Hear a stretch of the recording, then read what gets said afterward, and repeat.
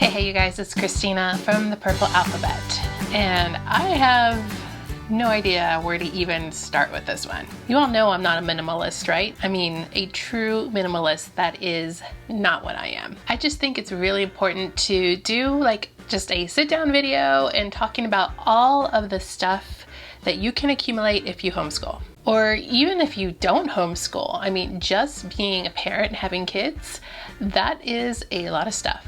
And this stuff accumulates really fast and really quickly, and is even more cumbersome when you don't have the space. And this isn't a video about organization, because you can be organized and still have a lot of stuff. Let's face it, that's just the way it is. But I just thought it was really important to talk to you guys about all the stuff. I mean, all of the stuff. Hashtag all the stuff. And this video topic came up because somebody asked me about being overwhelmed with all the things and not knowing where to start.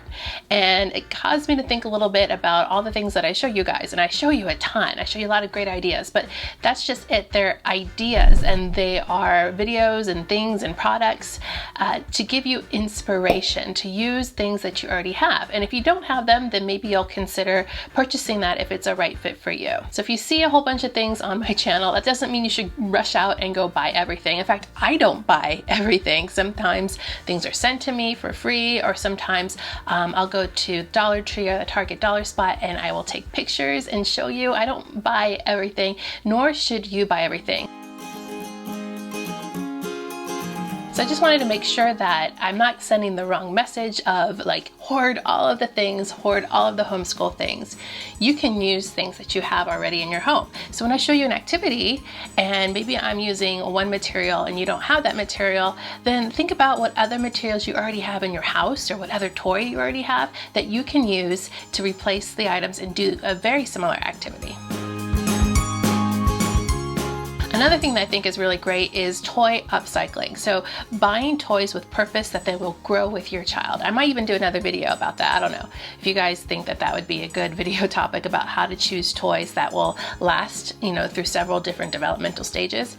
And that's one of the reasons why I came up with the toy upcycle videos. I have a whole playlist if you haven't seen them. I haven't done one in a really, really long time, where I would take a baby toy or a toy we weren't using anymore and repurpose it into a toy that you could play with now.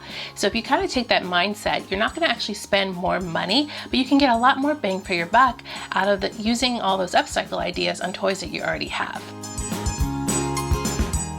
So usually when I go to the store, I kind of think about what can grow with the child through different ages. Particularly because I have two younger children of different ages, I want to make sure that toy can last through several different stages. Obviously, purging through all of your materials and things and toys is very, very important.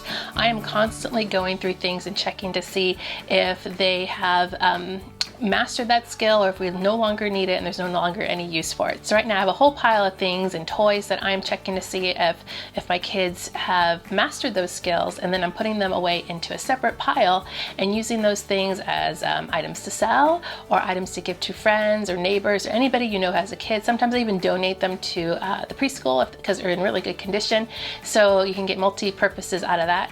But I always do kind of a check, and then even if I'm unsure, maybe it's just a regular toy, what I'll do is I'll put it away for a while, and if they haven't asked for it or wondered where it went, then I know it's pretty okay probably to give that item away. I'm kind of curious as to what you guys do for toys like that. I mean, do you put things away? Do you do the toy rotation? I'm not big on the toy rotation. Nothing wrong with it. It's just I can't keep up with it and the time, and I don't have necessarily the space. So usually things get put up in a closet on a higher shelf or tucked away behind something, and then I'll go back and bring that to the forefront or bring it down from the shelf, and then they can play with it and it feels new again. Purging the things and taking them out is really going to be an important step to not get overwhelmed with all the supplies that you have. Before you even step into a store or to even think about buying something, even if it's just an item from Dollar Tree, you need to think about whether or not you already have something similar at home. So if you have multiple things that have to do with counting, then you might have a little bit too much, and that might be causing a little bit of overwhelming feeling.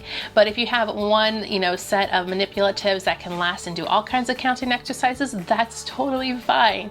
You don't need to have, hearts and Christmas trees and penguins and whatever theme along. It's cute and it's fun, and if you can handle all those different types, that's totally fine. I like to have those options myself.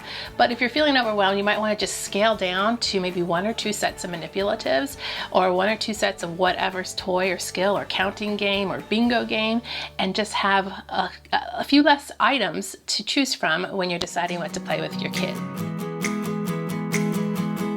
And one thing that I really like to do is to go through all of my things, all of our toys and our homeschool supplies or whatever else we have for activities, and to see what hasn't been used. And before I throw it out, give it away, sell it, or purge it, I try to think of a way to use it. Like stickers. Stickers are just my weakness. We have a ton of stickers. So I posted on Instagram a post about how I took these stickers and these leftover Valentine heart notepads, and I made an activity out of it that was really simple and really easy to do. So if you have things that you haven't used, pull them out and make them a priority to use them first before you go out and buy something else.